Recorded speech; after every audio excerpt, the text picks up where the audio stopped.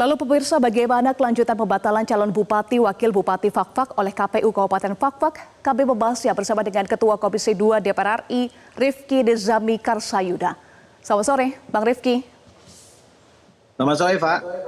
Ya, Bang Rifki, pembatalan pasangan calon bupati dan wakil bupati Fakfak berujung pada pemberhentian sementara 5 anggota atau komisioner KPU Fakfak. Apa kemudian respon dari Komisi 2 DPR RI? Pertama, begitu saya mendengar berita ini, kami melakukan cross-check informasi dengan meminta seluruh dokumen, mulai dari laporan ke Bawaslu, bagaimana kemudian proses yang terjadi di Bawaslu, sampai dengan rekomendasi Bawaslu dan bagaimana KPU Kabupaten Fakfak menindaklanjutinya. Yang kedua, kami melakukan korespondensi dengan pimpinan KPU Republik Indonesia sebagai mitra kerja Komisi 2 DPR RI untuk memastikan kenapa KPU kemudian melakukan penonaktifan sementara kepada para komisioner di Kabupaten Fakfak. Setelah kami meneliti, kemudian melakukan korespondensi, kami mendapatkan kesimpulan yang pertama bahwa KPU Republik Indonesia memerintahkan kepada KPU Provinsi, kalau saya tidak salah ini Papua Barat, untuk kemudian melakukan pembinaan dan mengaktifkan kembali 5 orang komisioner yang dinonaktifkan sementara. Dan yang kedua, terkait dengan substansi laporan diskualifikasi tersebut, KPU Republik Indonesia bersama-sama dengan KPU Provinsi Papua Barat juga sedang melakukan review terkait dengan proses pembatalan pasangan calon bupati dan wakil bupati Fakfak yang menjadi asal mula proses pemberhentian 5 orang komisioner KPU Fakfak tersebut. Saya kira itu yang bisa kami sampaikan. Kita bicara soal sebabnya ya, Bang Rifki. Bukankah KPU ini memang sesuai dengan Undang-Undang Pilkada wajib mematuhi rekomendasi dari Bawaslu? Apa kemudian yang salah? Betul, karena itu kemudian hasil pengawasan yang kami lakukan di Komisi 2 DPR RI dengan mengkaji dokumen, mendengarkan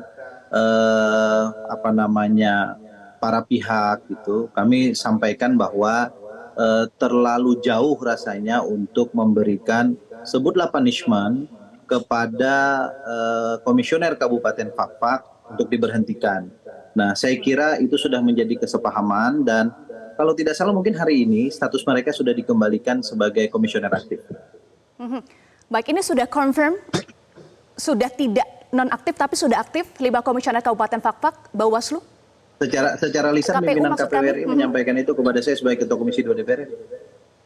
Baik, jadi sudah tentu nanti dilihat aja, kan tentu ada dokumen pengaktifan kembalinya ya, berupa surat keputusan KPU.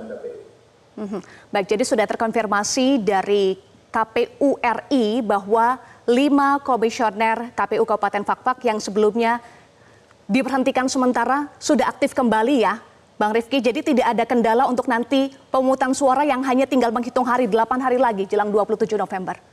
Mestinya sudah nggak jadi isu kalau soal itu, sudah tidak menjadi isu. Dan sebetulnya yang seperti ini kan bukan hanya terjadi di Kabupaten Fakfak ya, ada juga terjadi di misalnya di Provinsi Papua Barat Daya, di mana juga pasangan calon gubernur salah satunya juga didiskualifikasi berdasarkan rekomendasi Bawaslu.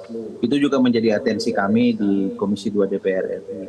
Nah, hal-hal seperti ini sebetulnya, Pak, ini terjadi di banyak tempat. Nah, karena itu kami sekarang sedang menjadikan ini semua sebagai bahan evaluasi kita untuk menata pemilu dan pilkada nanti 2029. Baik, Bang Rifki, kalau tadi Bang Rifki sampaikan bahwa keputusan dari KPU RI terlalu jauh hingga sempat menonaktifkan anggota atau komisioner KPU Kabupaten Fakfak. Apa kemudian yang dilakukan oleh Komisi 2 sebagai mitra dari KPU? Oh ya, terlalu jauh kalau kemudian itu mempermanenkan. Kita juga harus menghormati putusan mereka untuk menonaktifkan sementara misalnya. Nah, dalam proses penonaktifan sementara itu kan mereka juga melakukan review, melakukan pembinaan dan seterusnya. Sepanjang kemudian itu tidak dipermanenkan dan tidak mengganggu tahapan terutama pemungutan dan penghitungan suara pada 27 November 2024 sampai dengan nanti penetapan pemenang pemilihan bupati dan wakil bupati Fakfak, saya kira itu sesuatu yang masih kami bisa maklumi dari Komisi 2 DPR RI. Baik, karena sudah ada pembatalan paslon, pelaksanaan Pilbub Fakfak artinya akan diikuti oleh paslon tunggal atau masih menunggu gugatannya masih bergulir di MA? Saya kira kita hormati mekanisme hukum yang ada, ya. Hari ini tadi saya juga baru mendapatkan informasi, ini bukan di Fakfak tapi di Papua Barat Daya, calon gubernur Papua Barat Daya yang didiskualifikasi oleh KPU Provinsi Papua Barat Daya berdasarkan rekomendasi Bawaslu Provinsi Papua Barat Daya hari ini memenangkan upaya hukum di Mahkamah Agung dan upaya hukumnya dikabulkan, sehingga kemudian tadi KPU RI juga memberi kabar akan segera kemudian memulihkan status yang bersangkutan. Nah, kita belum tahu tentang Fakfak, saya belum mendapatkan informasi bagaimana kemudian hal ini terjadi di Fakfak di Mahkamah Agung, tapi saya kira ini akan jadi jurisprudensi.